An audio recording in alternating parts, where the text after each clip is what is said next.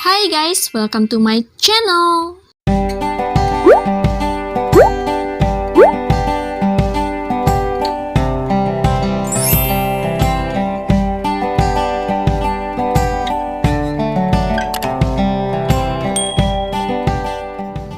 Hai guys, sorry ya, nggak sempet kasih kabar apa-apa kemarin-kemarin.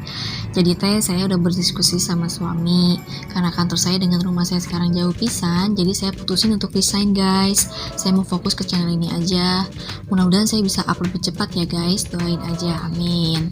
Untuk kalian yang baru mampir di channel ini, saya sarankan untuk menonton video yang sebelum-sebelumnya, agar tidak bingung dengan alur ceritanya. Bisa dicek di playlist ya guys. Saya juga mau mengingatkan, kalau pembahasan light novel ini mengandung spoiler. Jadi kalau kalian gak suka spoiler dan gak suka cara saya membawakan cerita, silahkan berhenti menonton dan gak usah ninggalin komen sampah. Kalau kalian bukan sampah, pasti mengerti maksud saya. Simpel toh? Pembahasan kali ini akan kita mulai dari chapter 437 sampai dengan 440. Untuk kalian yang suka dengan gaya bercerita saya, jangan lupa pencet tombol subscribe, kasih like kalian, dan share ke teman-teman kalian ya guys. Tara, thank you. Mari cus! Guys, sorry ya kalau background saya tuh berisik banget sama suara mobil. Terus ada suara ngorok suami saya juga, mudah-mudahan gak kedengaran sih. Puntennya, maklum lagi gak di rumah. Ya wes, kita mulai aja. Terakhir, kita sudah bahas sampai Chun In-ji yang menceritakan apa yang terjadi 25 tahun yang lalu saat dia menghilang. Saat itu, Chun In-ji melakukan sebuah perjanjian dengan pimpinan Shaolin saat itu, Biksu Gujung, di mana mereka akan saling bertarung kembali setiap 5 tahun sekali. Dalam perjanjian itu, Chun In-ji nggak akan menyerang wilayah utara jika dia kalah dari Biksu Gujung. Maksudnya wilayah utara itu wilayahnya klan Wulin sama Force of Justice ya guys. Dari 5 kali pertemuan, Chun In-ji hanya pernah menang 1 kali. Di pertemuan berikutnya, Biksu Gujung tidak datang ke tempat pertemuan dikarenakan dia pergi mencari beberapa ketua Shaolin yang menghilang. Singkat cerita, Chun In-ji yang membantu Biksu Gujung akhirnya bergabung dengan Eun Jarim. Eun Jarim sendiri bertujuan untuk mencari dan menghentikan keturunan Blade God. Itu juga yang menjadi alasan Chun In-ji pergi meninggalkan kultus iblis. Awalnya Yowon dan Maragyo mengira Chun In-ji dikalahkan oleh Blade God Six Martial dan akhirnya tertangkap dan dimanfaatkan. Tapi ternyata Chun In-ji sendirilah yang membiarkan dirinya ditangkap agar bisa mencari informasi tentang Blade God Six Martial. Setelah persiapan selama beberapa tahun, Chun In-ji dan Biksu Gujung berpura-pura kalah dan membiarkan diri mereka ditangkap. Setelah mereka sadar dari pingsannya, Chun In-ji sadar kalau mereka sepertinya telah berada di markas Blade God Six Martial. Chun In-ji memang sudah mempersiapkan semuanya, tetapi buatnya saat itu adalah waktu terberat untuknya. Sekuat apapun tubuh fisik dan mentalnya, siksaan yang diterimanya saat itu membekas di hatinya selamanya. Wajah Chun In-ji menggelap mengingat saat-saat itu. Tentu saja klan Blade God Six Martial nggak langsung menyiksanya dan Biksu Gujung. Mereka membujuk Chun In-ji dan Biksu Gujung untuk memihak kepada mereka dan meminta mereka untuk memberitahukan semua informasi tentang kultus dan Shaolin. Namun karena hal itu nggak mempan, mereka pun mulai melakukan penyiksaan. Mereka melakukan segalanya untuk membuat Chun In-ji dan Biksu Gujung menyerah. Chun Yo-won mengingat saat dia membersihkan tubuh kakeknya. Bekas luka di tubuhnya menceritakan siksaan apa saja yang sudah dialami kakeknya, dan itu membuat Yo-won sangat murka. Chun In-ji dan Biksu Gujung berusaha bertahan dan bersabar dengan keyakinan suatu hari mereka pasti akan mendapatkan informasi yang berguna tentang Blade God Six Martial. Namun semua itu sia-sia. Penyiksaan yang dialami selama 10 tahun membuat mereka berdua hancur secara fisik dan mental. Pada akhirnya mereka nggak mendapatkan informasi apapun. Klan Blade God Six Martial sangat berhati-hati dalam bertindak dan tidak meninggalkan jejak apapun. Chun In-ji berpikir dia bisa mengendalikan kelabang yang ditanam di otaknya seperti Biksu Ju-am, tetapi kenyataannya gak pernah berjalan seperti yang dipikirkannya. Selama kultus berusaha mempersiapkan diri agar bisa melawan Blade God Six Martial, klan Blade God Six Martial pun mengalami kemajuan. Agar mereka bisa berkembang, mereka mempelajari semua tentang leluhur mereka. Selama 10 tahun, mereka menutup aliran tenaga dalam Chuninji dan Biksu Bujung. Membuatnya nggak bisa mengendalikan kelabang yang ditanam di kepalanya. Selama berada di bawah kendali Blade God Six Martial, Chuninji nggak bisa mengingat apa saja yang sudah dilakukannya. Dia berpikir dia nggak akan bisa lepas dari kendali mereka. Tapi terjadi sebuah perubahan. Karena mereka percaya Chuninji telah sepenuhnya tercuci otaknya, mereka mulai menempatkannya di pasukan spirit yang pakai topeng besi itu guys, dan mereka mulai menggunakannya secara maksimal. Di tengah-tengah itu Chuninji mulai bisa mengendalikan kelabang itu dan sadar dari pengendalian menggunakan teknik reverse health preservation. Itulah pokoknya. Saat itulah Chuninji menyadari tujuan klan Blade God Six Martial. Namun, anggota Blade God Six Martial terdiri dari pendekar yang kuat, jadi sulit untuk menipu mereka. Kadang-kadang butuh waktu sebulan untuk Chuninji mendapatkan kesadarannya. Karena itu dia sering bingung.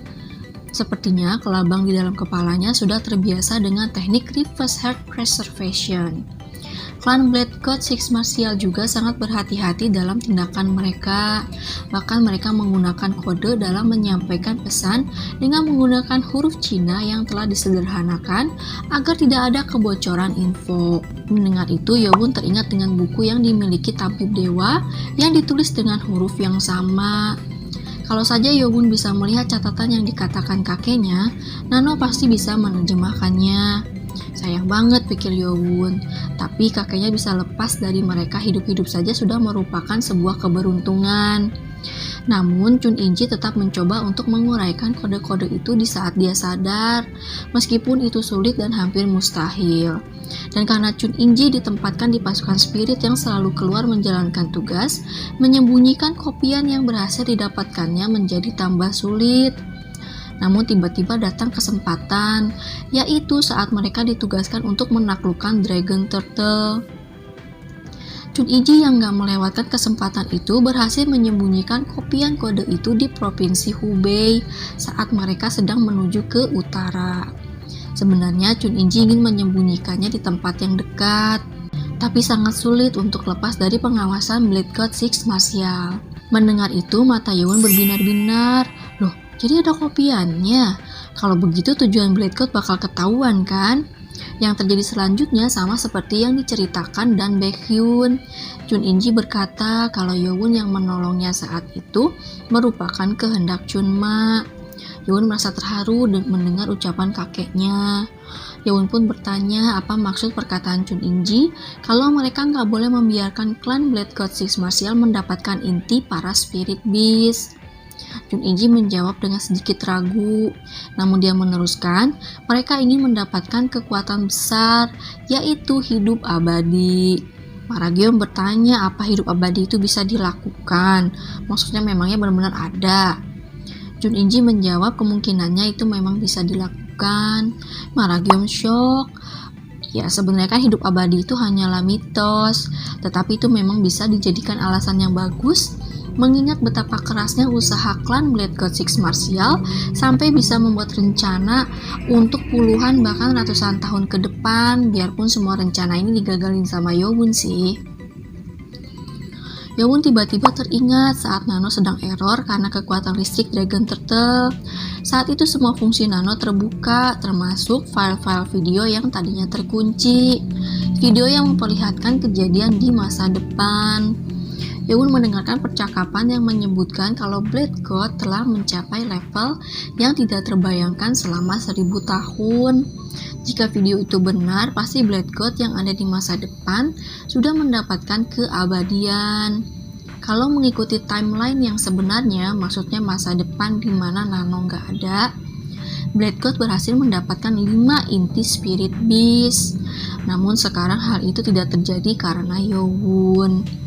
Dimulai dari Imogi yang ada di pedang iblis langit, kemudian kilin api yang ada di kuil istana, Dan sekarang Dragon Turtle plus Great Bird semuanya diperoleh Yowon secara tidak sengaja. Bahkan Yowon sendiri nggak tahu kan kalau misalnya ngumpulin 5 tuh dia bakal bisa jadi hidup abadi atau ya gitulah.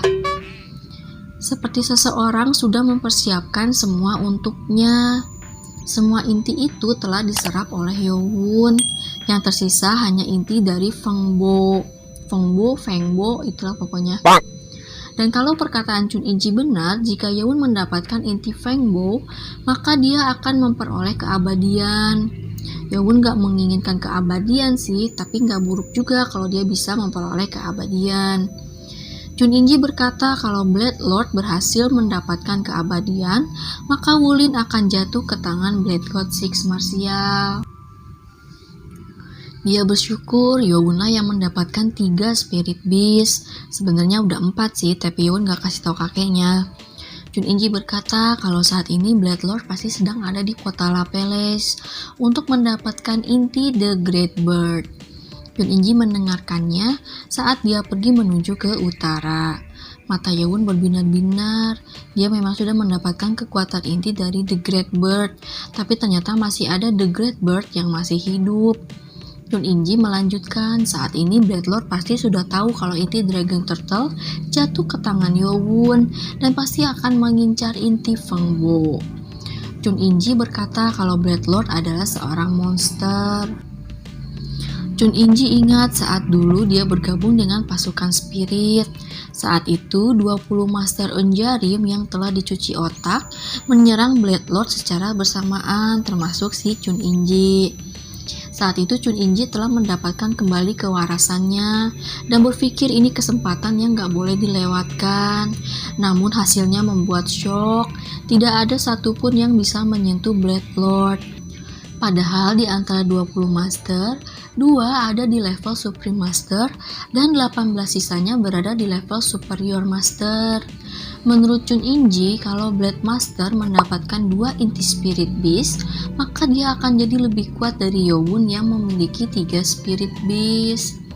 Yowon berpikir, mereka harus saling bertarung dulu, baru bisa tahu kemampuan masing-masing, bukannya sombong sih. Chun In-ji meminta Yowon untuk buru-buru mendapatkan inti Fengbo karena dia khawatir dengan kekuatan yang dimiliki Blade Lord yang seperti di luar kekuatan manusia. Chun In-ji bertanya pada Yowon apa Yowon sudah melihat teknik pedang iblis langit yang ada di batu biru. Yowon mengangguk. Chun In-ji meneruskan kalau dia akan menurunkan teknik yang hanya dikuasainya sebanyak 70%-nya pada Yowon. Karena hanya teknik itulah yang bisa mengimbangi teknik golok Blade Lord. Chun In-ji merasa senang bisa menurunkan teknik tersebut pada cucunya, karena itu artinya dia telah memenuhi tugasnya sebagai seorang kakek dan mantan Lord sebelumnya. Maksudnya teknik itu teknik pedang iblis langit ya guys. Tetapi reaksi Yowon tidak seperti dugaan Chun In-ji. Chun In-ji mengira Yowon akan merasa senang, namun Yowon malah terlihat kikuk. Yowon pun memberitahukan Chun In-ji kalau dia sudah menguasai teknik tersebut dan menemukan ilmu pernafasan yang sesungguhnya untuk menggunakan teknik itu. Chun In-ji shock. Dia terlihat kecewa karena tidak bisa melaksanakan tugasnya. Yowon merasa tidak enak. Bagaimana reaksi kakeknya ya kalau dia bilang dia udah menggabungkan teknik pedang iblis langit dan di Extreme Art of Blade God dan menciptakan teknik pedang yang baru. Shock banget kayaknya ya. 5 hari setelah Chun In-ji tersadar dari komanya, rombongan kultus bersiap untuk kembali ke Jianghu. Sebenarnya mereka ingin langsung pergi begitu Chun In-ji terbangun, namun kondisi Chun In-ji yang masih lemah membuat mereka menunda perjalanan. Chun Yowon akan mengajarkan teknik pedang iblis langit pada Chun In-ji dan akan memasukkan energi tenaga dalamnya agar Chun In-ji bisa cepat pulih. Namun Chun In-ji menolaknya karena teknik reverse health preservation itulah lebih cocok untuknya saat ini, dan itu memang benar. Dalam waktu 3 hari, kesehatan Chun In-ji semakin membaik. Sebenarnya ada dua alasan lain kenapa rombongan kultus menunda kembali ke Jianghu. Pertama adalah karena kesehatan Chun Inji, dan yang kedua adalah karena persoalan makanan. Memang korban dari pihak kultus hanya sedikit dalam menaklukkan Dragon Turtle, tetapi mereka telah menghabiskan semua perbekalan mereka di perjalanan menuju ke utara. Jadi mereka harus mengumpulkan makanan dulu. Kalau saja istana es laut utara nggak hancur, mungkin mereka bisa dengan mudah mendapatkan perbekalan. Tapi kan hancur, jadi gimana bisa dapetin makanan? Dan Baekhyun berusaha basa-basi dengan menahan Yeowon agar tidak pergi dulu. Namun Yeowon berkata kalau dia sudah mengajarkan semua yang dia tahu tentang teknik istana es laut utara. Lagi pula nggak baik kalau Yeowon tetap di sana untuk Baekhyun yang harus berusaha mengumpulkan pengikutnya sendiri. Yeowon juga harus segera pergi ke kastil Liaoning. Yeowon berkata kalau dia akan meninggalkan 5 pasukan Six Swords di istana es laut utara. Jadi maksudnya pasukan dari 5 Six Swords ya, misalnya si Go Wang He itu kan dia punya pasukan nih. Nah itu mau dia tinggalin di situ. Jadi Yeowon bisa mendapatkan laporan apa Baekhyun terus berlatih atau tidak. Mendengar itu wajah Baekhyun memucat. Dia sebenarnya merasa bebas dengan kepergian Yeowon. Jadi dia nggak harus berlatih. Namun harapannya sirna. Chun Yeowon berdecak kecewa. Sekarang dia mengerti kenapa Dan Juchon ingin menyingkirkan keponakannya. Meskipun dalam tubuh Baekhyun mengalir darah raja, namun dia sama sekali tidak punya semangat untuk berlatih. Yang dimiliki Dan Baekhyun hanyalah keberuntungan semata. Jika dia nggak bertemu dengan Chun Inji, mungkin nasibnya akan berbeda. Maragyo melapor pada Yeowon kalau persiapan mereka sudah rampung. Dan Juchon yang telah menjadi elder ketiga kultus iblis akan ikut mereka. Yeowon mengizinkannya membawa 100 orang pasukannya termasuk beberapa elder. Sisanya ditinggalin di istana es laut utara untuk membantu si Baekhyun. Namun ada 2 orang yang bukan rombongan Dan Juchon di antara mereka. Mereka adalah Jae Sohee dan Mo Yong-yu. Lah, kenapa mereka ada di situ? Mereka dijadiin tawanan, guys. Sebenarnya Yeowon ingin menghukum orang-orang Force of Justice karena berencana merebut apa yang menjadi milik kultus. Tahu kan yang inti naganya itu kan mau direbut pas si Yeowonnya lagi pingsan gitu. Namun Yeowon menyelesaikannya dengan menjadikan Jae Sohee dan Mo Yong-yu sebagai tawanan. Karena bagaimanapun mereka masih membutuhkan kerjasama dengan Force of Justice untuk menghadapi pasukan Blood God Six Martial. Sedangkan Mo Yong Kang dan sisa rombongan Force of Justice telah kembali beberapa hari yang lalu. Mo Yong Kang merasa terhina namun tidak bisa berbuat apa-apa. Yeowon meyakinkan kalau dia akan melepaskan tawanan setelah berunding dengan pimpinan utama Force of Justice. Mo Yong-yu mengirim telepati pada Jae Sohee untuk kabur saja. Namun Jae Sohee berkata memangnya dengan cara apa mereka akan kabur. Sejak awal melihat Yeowon, Mo Yong-yu tahu kalau Yeowon lebih kuat darinya. Setelah menyaksikan kekuatan Yeowon saat melawan Dragon Turtle, dia jadi tambah ketakutan. Di saat Mo Yong-yu sedang meyakinkan Jae Sohee untuk kabur, tiba-tiba seseorang memanggilnya, membuatnya terkejut. Orang itu adalah Baekgi yang berwajah datar. Dia mikir, kenapa itu manusia? Dia memberitahukan kalau Yeowon memanggilnya, membuat jantungnya mencelos. Mo Yong-yu berpikir apa Yeowon bisa mendengar percakapan telepati mereka. Iya memang bisa sih. Dengan terbata-bata Mo Yong-yu bertanya ada urusan apa Yeowon ingin bertemu dengannya. Namun Baekgi hanya berkata dia akan tahu kalau pergi menemui Yeowon.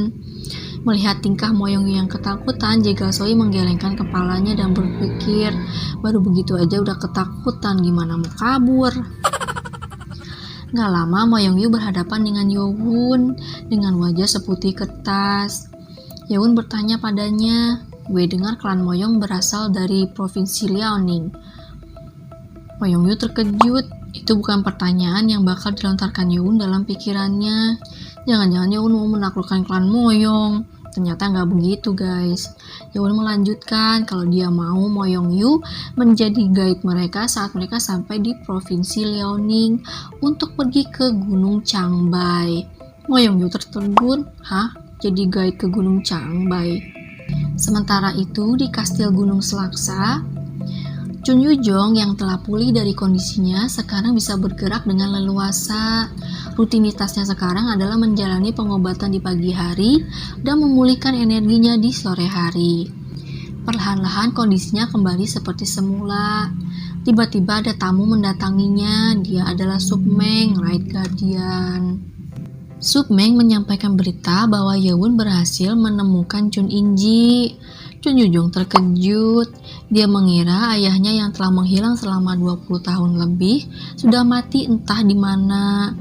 Dan bukan hanya itu, tapi Yewon pun berhasil membuat Istana Es Laut Utara sebagai bagian dari kultus. Chun Yu-jong gak menyangka anaknya berhasil membuat kemajuan yang tidak dapat dicapainya. Chun Yu-jong mengingat istrinya Hwayeon dan berkata dalam hati kalau anak mereka ternyata sangat hebat. Gak hanya Yewon mengubah kepercayaan negara, tapi juga menjadikan ibu kota negara di bawah kuasa kultus. Dan sekarang menjadikan Istana Es Laut Utara menjadi bagian mereka. Merasa suasana hati sedang bagus, Chun Yu-jong mengajak Submeng untuk minum-minum. Namun sebelum selesai bicara, Chun Yu-jong melempar pedang Chi ke arah jendela yang membuat Submeng terkejut. Astagfirullah, aya naon yeuh. Chun Yu-jong langsung melesat keluar jendela dan melihat ke sekeliling namun tidak menemukan apa-apa. Submeng yang bingung bertanya, ada apa? Chun Yu-jong berkata dia merasakan ada seseorang yang mencuri dengar percakapan mereka, tapi sepertinya dia salah. Submeng tambah bingung. Six Sword memang sedang ikut The Lord melakukan ekspedisi, tetapi tempat Chun Yu-jong berada ini dijaga dengan ketat, jadi rasanya nggak mungkin akan ada yang bisa menyusup tanpa ketahuan. Submeng berpikir mungkin karena kondisi Chun Yu-jong belum prima, jadi ada salah mengira. Chun Yu-jong pun berpikir begitu. Namun, gak jauh dari kastil di puncak Gunung Selaksa, tanah bergetar dengan cahaya biru, udara seperti terpecah. Di tempat yang kosong, sesuatu seperti kain unik muncul dan menghilang secara bergantian. Sampai akhirnya seorang pria muncul dengan mengenakan pakaian yang aneh dan unik. Padahal tadinya terlihat nggak ada apa-apa, tapi juk-juk muncul. Kayak pakai di Invisible Cloak-nya Harry Potter ya. Bajunya terpotong dari pinggang ke bawah dan ada darah yang menetes. Pria itu mengeluh, padahal seharusnya dia nggak kelihatan dengan mata telanjang. Tapi bisa merasakan kehadirannya, berarti Chun Yu-jong bisa disebut sebagai monster. Padahal dia sudah sangat berhati-hati, tapi tetap ketahuan. Namun dari tasnya yang berbentuk kotak keluar asap. Dengan terburu-buru dia mengeluarkan sesuatu dan melemparkannya jauh-jauh. Terdengar suara ledakan dan sesuatu yang berbentuk bulat itu terbang dan terhisap ke dalam ruang udara kemudian menghilang. Pria itu menggerutu kalau sudah hilang satu. Dia terduduk dan melihat ke dalam tas kotaknya yang ada dua benda bulat yang bentuknya sama dengan yang dilemparnya tadi. Dia menggelengkan kepalanya. Rencana awalnya sudah kacau. Tiba-tiba terdengar suara bip-bip-bip kencang dari gelang yang dipakainya. Pria itu terkejut dan merasa kesal. Sial, gue udah kelacak gara pakai 2 biji. Cepet amat sih. Pria itu mengambil salah satu alat bulat dan melakukan sesuatu, kemudian ruang udara pun bergetar dengan cahaya biru dan wujudnya pun menghilang. Scene pun berubah di markas Force of Justice, tepatnya di ruang pertemuan tempat di mana semua masalah penting dibahas.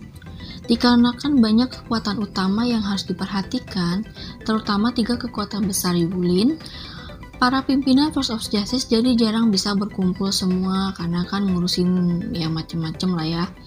Apalagi permasalahan klan Blood God Six Martial menyita waktu mereka semua. Namun hari ini semua pimpinan Force of Justice berkumpul. Jumlah pimpinan yang hadir melebihi saat mereka berdiskusi tentang perjanjian non-agresi. Pimpinan utama berada di kursi utama, Imok. Di samping kanan kirinya terdapat Gang Wuseo yang menangani urusan luar klan dan Haji Jin yang menangani urusan dalam klan. Di sebelah kanan meja duduklah para pimpinan berdasarkan urutan tingkatannya. Pimpinan pertama Mu Guchon, Master Pedang Shanxi. Pimpinan kedua Biksu Gakyeon, pimpinan Shaolin atau Sorim. Pimpinan keempat Mong Sati atau Biksu Nisati, klan Hangsan yang berada di bawah Shaolin. Pimpinan kelima Hyun Jinja dari klan Wudang. Pimpinan keenam Pong Chungwon dari klan Gunung Hua. Pimpinan ke-8 Dang Pilyon dari klan Dang. Pimpinan ke-10 Ho Hyunja, elder klan Jonggang. Pimpinan ke-11 Hong Palwo, kepala perkumpulan pengemis. Pimpinan ke-12 elder Chongsu, elder klan Kongtong. Pimpinan ke-13 Jegalyong, kepala klan Jagal. Pimpinan ke-14 elder Jokyang, klan Jongnam. Pimpinan ke-16 Yeon Yong-in, kepala keluarga Jinju. Pimpinan ke-17 Peng Gyu, kepala klan Habuk. Yang tidak hadir dalam pertemuan itu adalah 4 pimpinan dan 2 komandan pasukan khusus. Tentu saja mereka memiliki alasan masing-masing. Mereka adalah Mo Yong-kang, pimpinan ke-7 yang belum kembali dari utara, Hwang Boneng yang mati di utara, kepala keluarga Namgung yang mati di Kastil Jin, dan pimpinan ke-9 yang mati oleh serangan dadakan Blade God Six Martial di provinsi yang dipimpinnya sendiri. Dan 2 komandan yang tidak hadir adalah Yeon Buso yang sedang pundung dan depresi, dan Kang Soah yang pergi ke utara dan mati. Pong Chungwon melihat situasi yang terlihat biasa saja. Ada beberapa yang belum tahu ada masalah apa dan bingung karena tiba-tiba diadakan pertemuan. Yimok melihat pada para pimpinan dengan wajah keras. Pimpinan pertama Mu Guchon yang berada di dekat Yimok membuka pembicaraan. Dia berkata karena ini sangat urgent, jadi mereka langsung ke inti permasalahannya saja. Saat itu Yimok menyuruh seseorang untuk masuk. Mendengar perintah itu, seseorang masuk ke ruangan pertemuan itu membuat peserta pertemuan terkejut. Orang itu adalah Mak Wijong, kapten sementara pasukan Black Shadow. Semua orang bingung kok Mak Wijong yang hanya seorang letnan bisa masuk ke ruangan yang hanya bisa dimasuki oleh pimpinan saja. Lagian kan dia harusnya ada di utara, kenapa bisa ada di sini? Padahal rombongan ke utara saja belum ada yang kembali. Mak Wijong berlutut dan memberi hormat pada para pimpinan dan memperkenalkan dirinya sebagai komandan dari pasukan Black Shadow yang baru. Para pimpinan terkejut lagi karena pimpinan pasukan Black Shadow harusnya adalah Kang Soah. Dan gak mungkin Kang Soah akan menyerahkan posisinya begitu saja kecuali dia mati. Pimpinan kedua Biksu Gakyeon bertanya sebenarnya apa yang terjadi dan apa maksud semua ini. Tetapi Yimok memotong kata-katanya dan memintanya untuk mendengarkan laporan Mak Wijong dulu. Biksu Gakyeon merasa tersinggung dan terus membaca sutra untuk menenangkan dirinya. Sepertinya masalah ini sangat penting sampai Yimok yang biasanya tenang jadi bersikap seperti itu. Mak Wijong pun langsung berbicara pada intinya dan berkata kalau mereka sudah menemukan di mana markas klan Blade God Six Martial berada. Semua pimpinan terkejut karena selama ini bagaimanapun mereka berusaha mencarinya, tetap tidak ditemukan jejak apapun. Bahkan orang-orang yang ditugaskan untuk mencarinya semuanya hilang tanpa jejak. Saat itu ada salah seorang pimpinan bertanya, jadi Mak Wijong bisa menemukan markas mereka yang selama ini gak bisa ditemukan oleh siapapun.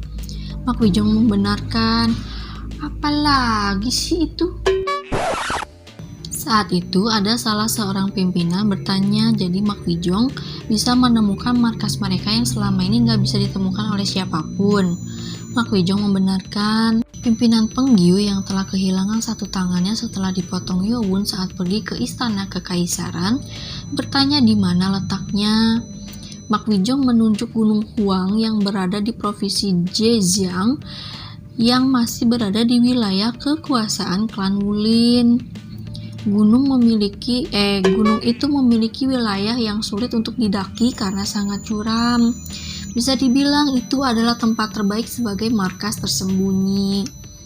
Para pimpinan sekarang mengerti kenapa ada pertemuan darurat, yaitu untuk membahas hal ini.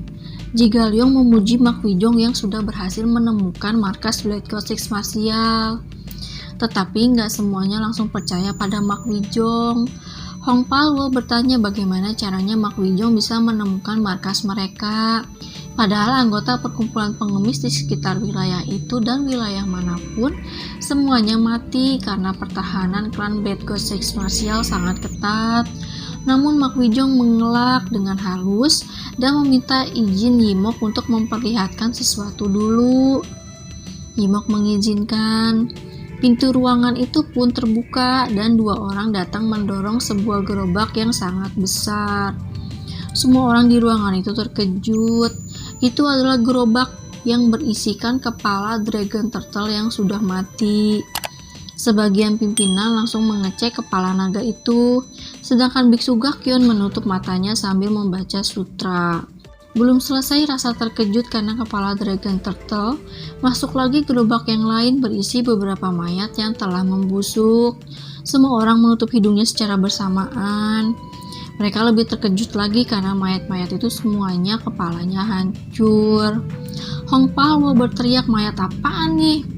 Mak Wijong menjawab kalau itu adalah mayat para master Black Code Six Martial.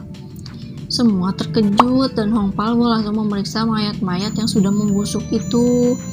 Karena para master Black Code Six Martial memiliki keistimewaan agar tidak ada kebocoran informasi.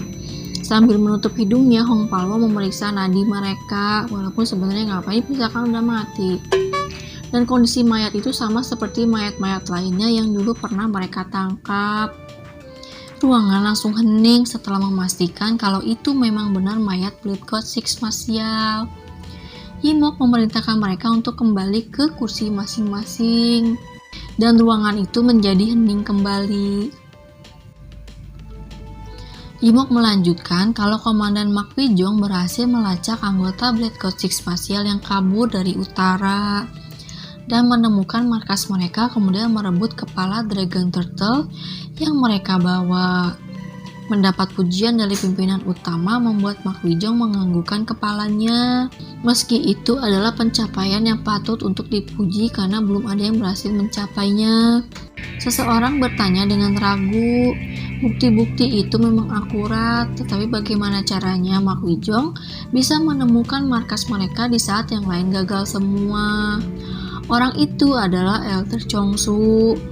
Dia awalnya mengundurkan diri dari posisinya, tetapi karena taruhannya dengan Pengyu yang membuatnya menang, dia pun mendapatkan kembali posisinya. Mak Wijong tadinya berusaha menghindari pertanyaan itu. Kalau dia menjawab dia mencuri kepala naga itu dan kembali dengan meninggalkan yang lainnya, para pemimpin pasti tidak akan mempercayainya lagi. Tanpa ragu dia pun menjawab, kalau Black Code Six Martial memiliki kekuatan penuh, dia mungkin gak bisa kembali hidup-hidup. Mak Wijong meneruskan kalau saat dia ke markasnya, pasukan Black Code Six Martial hanya sedikit dan mereka terlihat kelelahan. Itu sebabnya dia berhasil menemukan markas mereka dan kembali hidup-hidup. Dan kalau mereka saat ini pergi ke sana untuk menyerang markasnya, kemenangan sudah pasti berada di tangan mereka. Mendengar itu, para pimpinan saling bertatapan. Apakah pimpinan utama mereka akan langsung memimpin pasukan ke sana untuk perang dengan Black Code Six Martial? Jika saat ini mereka menyerang markas Black Code Six Martial yang sedang dalam keadaan tidak menguntungkan, kemenangan pasti berada di tangan klan Wulin dan Force of Justice. Itu kalau keadaan markas mereka memang seperti yang dikatakan Mak Wijong. Saat itu Yimok memanggil pimpinan pasukan militer. Yo Bumryo langsung maju ke depan. Dia meletakkan beberapa bidak catur di beberapa tempat di peta termasuk markas Black Code Six Martial. Melihat para pimpinan terlihat bingung, Yo Bumryo pun menjelaskan kalau dia mendapatkan informasi dari pimpinan Force of Justice bahwa Blade Lord sedang membawa pasukannya pergi ke Lhasa. Ini tuh tempat kuil Potala ya guys, kalau nggak salah. Para pimpinan terkejut karena ini artinya markas mereka sedang kosong. Yimok berkata kalau tujuan Black Code Six Martial ke utara adalah untuk mendapatkan inti Dragon Turtle. Para pimpinan pun sempat bingung, padahal alasan mereka pergi ke utara tidak diungkap sama sekali, meskipun rombongan mereka pergi ke utara diketahui oleh banyak orang.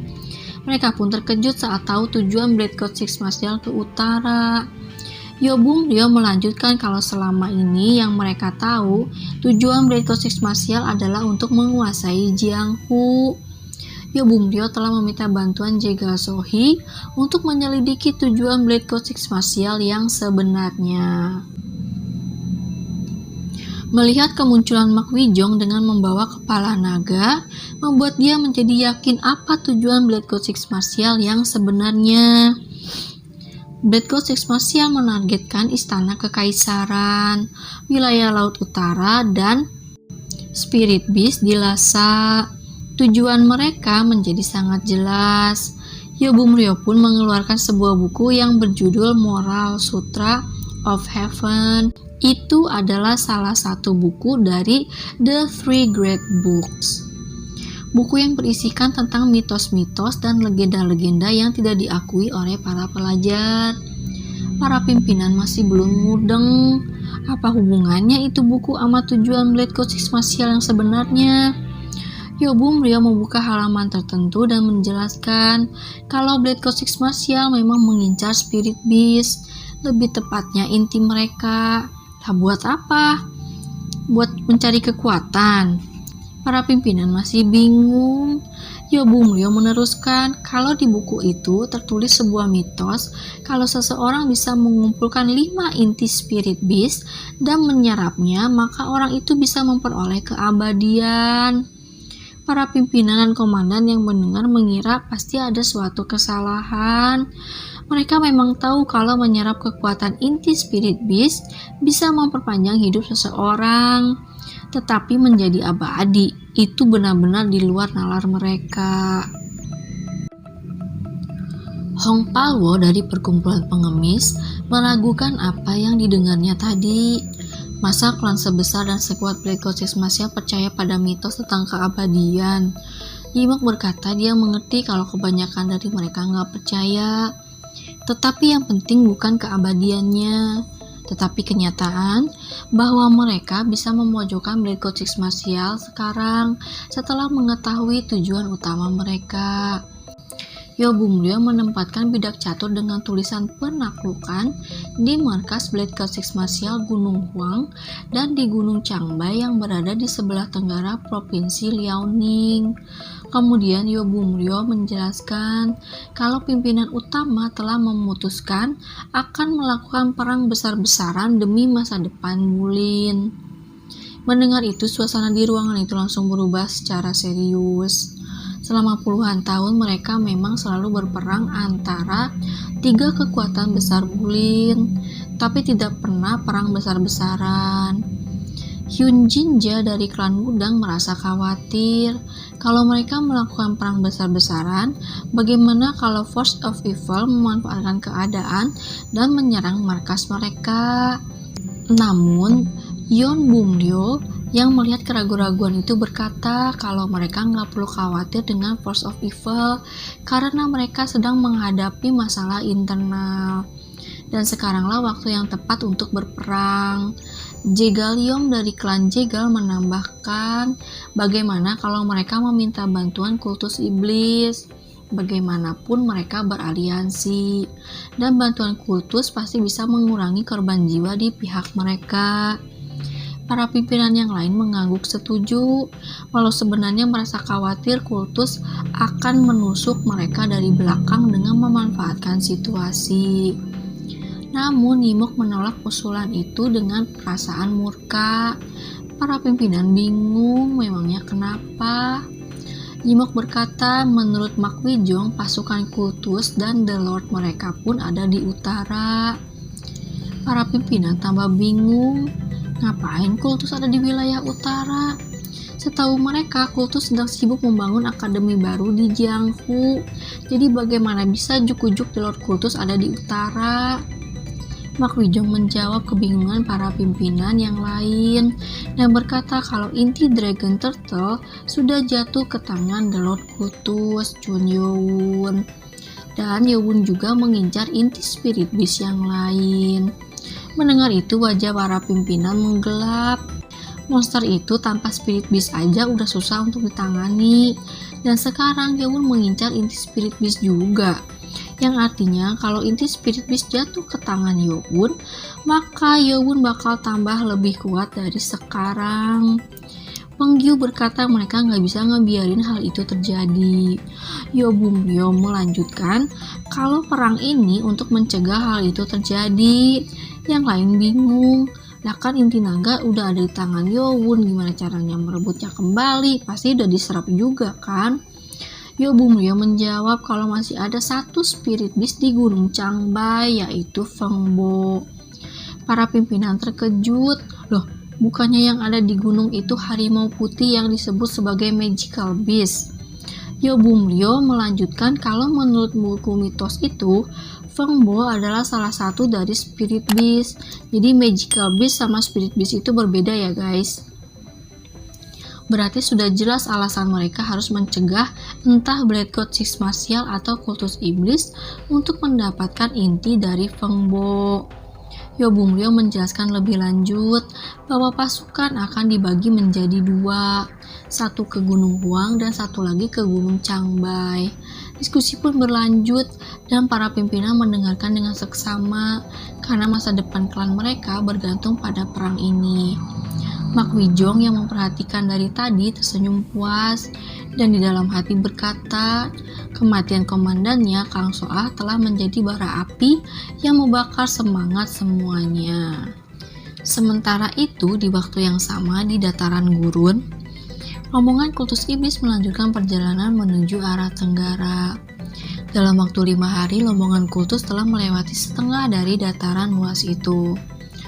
Nggak seperti saat pertama kali, perjalanan mereka lancar jaya tanpa ada kelompok suku gurun yang menghalangi. Itu karena mereka mendengar berita Asara, orang yang telah menyatukan semua suku dataran, kehilangan kedua tangannya di tangan The Lord Kultus Iblis. Tanpa sepengetahuan Yowun yang memiliki julukan Demon God, dia menjadi orang yang paling ditakuti di dataran itu. Nggak ngeh dia. Saat ini rombongan kultus sedang beristirahat dengan membangun tenda dan menyalakan obor. Gak seperti pertama kali mereka datang dengan terburu-buru karena keberadaan Dragon Turtle. Saat ini mereka bergerak dengan santai. Hubong sedang mengagumi Ger. Apa sih gak ngerti lah pokoknya. Yang dibawa oleh pasukan Istana Es Laut Utara. Kayaknya sih kalau dilihat dari deskripsinya itu kayak semacam tenda guys, tapi tenda yang buat barak gitu loh, yang gede. Tenda itu memiliki dinding yang melingkar dengan atap berbentuk dom. Tenda barak ini memang digunakan untuk keperluan perjalanan melewati dataran ini. Dan Juchon berkata Hubong boleh mengecek dalamnya, dan Hubong terpana. Dan Juchon menambahkan Hubong boleh menggunakan tenda ini.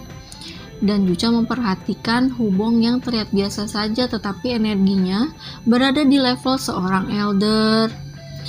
Dan Juchon bertanya pada Mongmu, elder ke-6 yang sedang melihat-lihat Ger atau ya apalah pokoknya. Apa dia juga mau dibantuin diriin tendanya?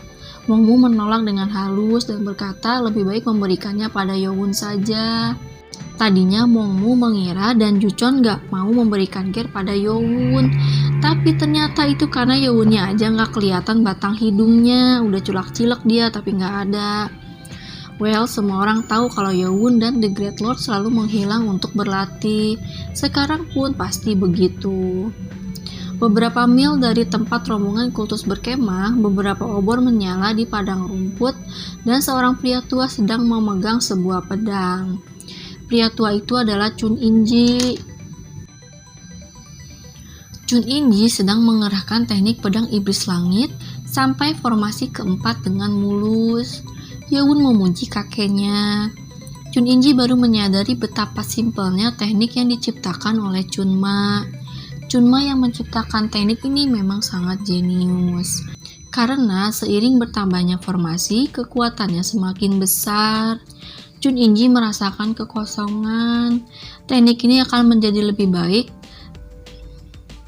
Teknik ini akan menjadi lebih baik lagi jika Chun In-ji membangun tenaga dalamnya terlebih dahulu. Namun sekarang sulit untuk dilakukan karena teknik reverse heart preservation akan membutuhkan waktu yang lama untuk mengubah tenaga dalamnya menjadi tenaga iblis. Yeon bermaksud untuk mengajarkan formasi kelima. Namun Chun In-ji tahu kalau formasi kelima nggak semudah itu dilakukan. Menyatukan ke-24 gerakan menjadi satu gerakan bukanlah hal yang mudah. Teorinya aja udah rumit. Chun In-ji sebetulnya merasa nggak enak pada Yeon.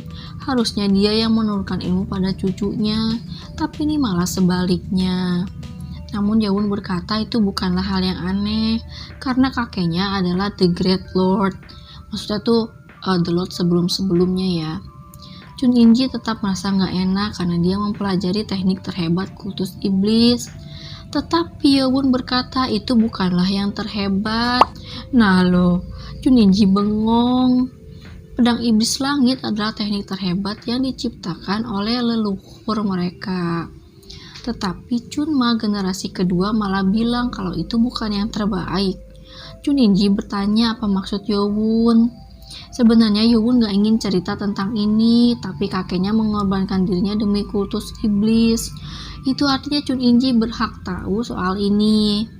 Yeon pun menjelaskan saat dia jatuh ke jurang Sword Creek, kan dia menemukan jejak-jejak pertarungannya Chunma dan Blade God.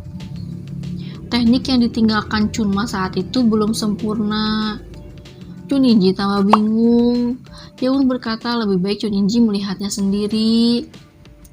Dan Yeon pun mulai mengeluarkan teknik di bawah langit malam. Mata Chun In-ji bergetar melihat teknik yang dikeluarkan Yeon. Chun In-ji mengira dia nggak akan bisa lebih terkejut lagi, tetapi dia salah. Teknik yang diperlihatkan Yeon membuatnya ngeri sekaligus kagum. Jika matanya nggak salah melihat, teknik pedang baru ini adalah campuran antara pedang iblis langit dan The Extreme Art of Blade God. Teknik yang dilakukan Yeon adalah teknik yang mustahil dilakukan oleh manusia. Setelah selesai, Yeon dengan tenang berkata, inilah tekniknya. Teknik ini sebenarnya bukan yang nggak sempurna, tetapi nggak ada yang menjadikannya sempurna selama ini. Yeon berkata dia menamai teknik ini Sword Art of the Demon God, atau lebih singkatnya adalah pedang dewa iblis. Pedang dewa iblis akan menjadi teknik pedang legenda yang hanya bisa dilakukan oleh Chun Yeon seorang. Bersambung! Sampai sini dulu ya guys, kita lanjut di video berikutnya. Mudah-mudahan bisa cepet up ya, tapi nggak janji, oke? See you, bye-bye, assalamualaikum.